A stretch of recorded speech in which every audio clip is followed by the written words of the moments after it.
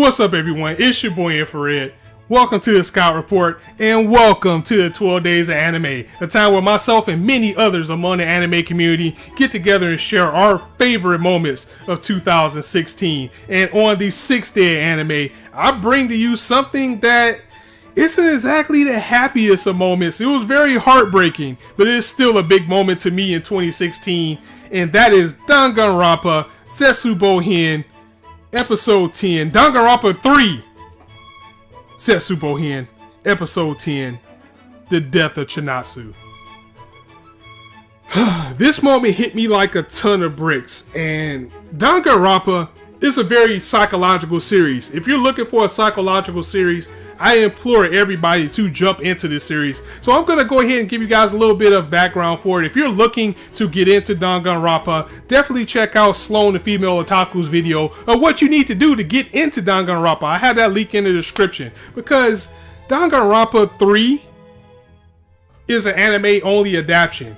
Danganronpa 1, which starts everything off, has an anime, but Danganronpa 2 doesn't have an anime. It's just a video game because the whole series is based off a video game. So you have to scour the internet in order to get part 2, and it is a commitment. I mean, this is like watching 40 hours of Let's Plays. There's no way around it. That's even if you do it the short way and not watch everything. And if you guys are in any way interested in catching up on this series, I highly suggest watching the first episode.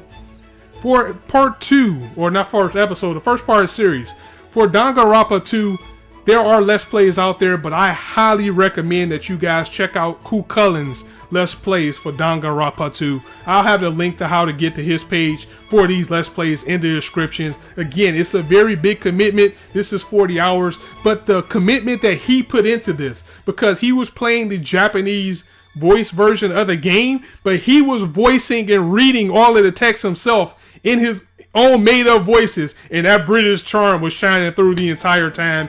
And the only way I got through it so quick is like on the weekends. I got through it in about 3 weeks. On the weekends, I was watching like 5 hours on Saturday and Sunday, and then like 1 or 2 hours throughout the week. That's how I caught up with it so fast, because I wanted to watch Danganronpa 3 and get into it.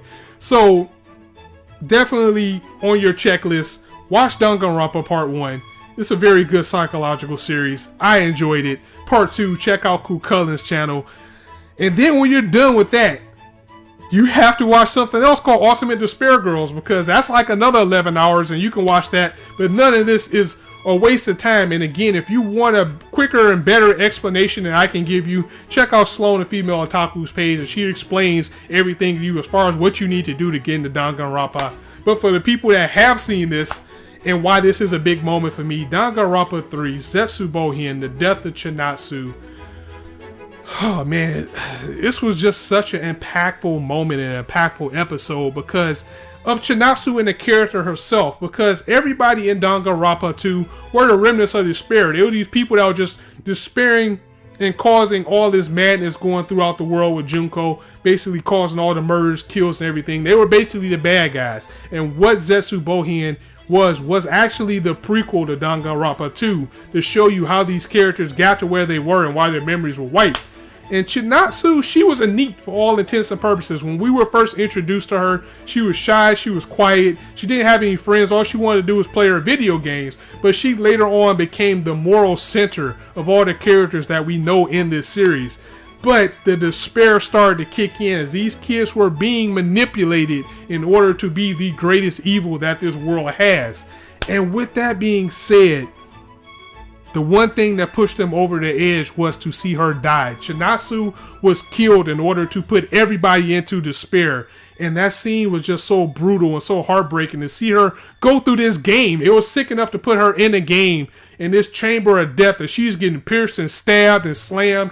Everything that you can name. It was very brutal, very heartbreaking. Definitely not for the faint of heart, as even with stab wounds in her body, multiple spikes, everything, she was still crawling to try to get to the door to get out to save her friends. And then the thing that makes it even worse is that everybody was looking on while this was happening, and you can just feel the despair, you could feel the heartbreak. It got me sad, it got me more riled up Well, no, it did. It didn't get me more riled up than what Swim Swim is doing in Magical Girl Raising Project, but it still made me very sad. It was a very impactful moment of 2016, so I had to add it to the list because, you know, people were looking at ReZero like, oh my god, this is horrible. I was looking at this episode of Danganronpa Zetsubou Hen, which is the Despair arc, like, oh my god, I didn't think something would hit me that hard, and that definitely did. So that is why I put it for my memories for 2016. And again, this is Christmas. I don't want to bring you guys down. That was a good memory, but Danganronpa itself is such a good ride that you have to watch it in order to experience it in full and get the full effect of this moment. But it was something that really hit me because I caught up to it just in time to unfortunately see this and see the end. And I can tell you, I don't regret any of the hours I put into this series. So that was another memory that I wanted to share with you guys, and I hope you guys enjoyed it. If you like this video, go ahead and drop it a like. And if you want to hear more, go ahead and hit that subscribe button, as there is not a shortage of content for you to indulge on this channel. Please be sure to check out some of the other people that are participating in the 12 Days of Anime as well. Links are in the description how you can find out more people in the database. There's also directions for if you want to join this yourself, what you need to do to get involved as well. It is super fun. I've really been enjoying doing this, and I can't wait to show you guys what else I have in store. So on that note, as I always say, you guys can be anywhere on YouTube right now, but you chose to listen to me. And I really appreciate that. And even if I already said that, I say it every time because I love telling you guys that each and every time. So on that note, happy holidays and Merry Christmas to all. It's your boy Infrar-Ed signing out. See you soon.